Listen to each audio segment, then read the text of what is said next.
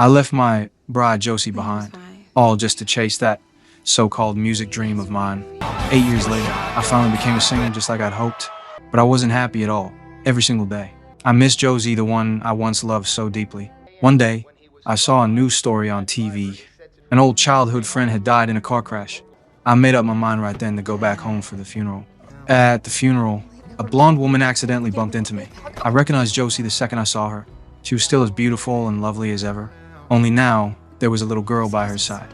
After the funeral, I watched Josie from a distance, hiding myself. I never thought she'd notice me and walk over. And I definitely didn't expect her to punch me right then. My dad took me back to his place. I couldn't get used to the coffee he made, so I hopped on a bike and went into town to buy some myself. I sat alone on that street, familiar yet strange. Suddenly, I saw Josie walk into a flower shop. I worked up the courage to follow her in. When Josie saw me, she just gave me a cold look. I tried to think of something to talk about. Right then, a little girl walked in. Turns out, she was Josie's daughter. When I found out the little girl was only 7, I noticed she looked a lot like me. I asked Josie to tell me the truth. That's when she finally spilled everything. Turns out, she was my daughter too. When I got home, I confronted my dad, asking why he'd kept this from me. But he said he'd never been able to reach me all those years. I wanted to earn Josie's forgiveness. So I went to her flower shop, pretending to buy flowers. I told her I wasn't asking for forgiveness, but I had the right to see my daughter. In the end, Josie softened up. It was the first time the 3 of us had dinner together as a family. It was also the first time I bought a gift for my daughter, a huge teddy bear, but she didn't seem to like it at all. Josie's little brother even laughed out loud beside us. I gave Josie a diamond necklace.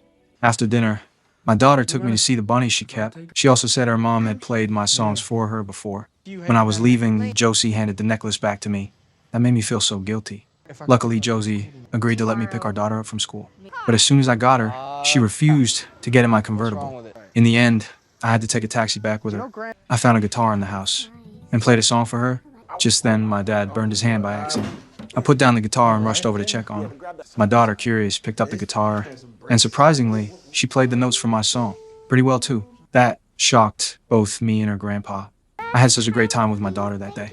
Later, I taught her how to play the guitar. Josie stood beside us, listening closely, completely absorbed. We cleaned up the overgrown garden together. We laughed and played around, too. I really thought things were turning for the better. But then, an accident happened, and I almost lost my daughter.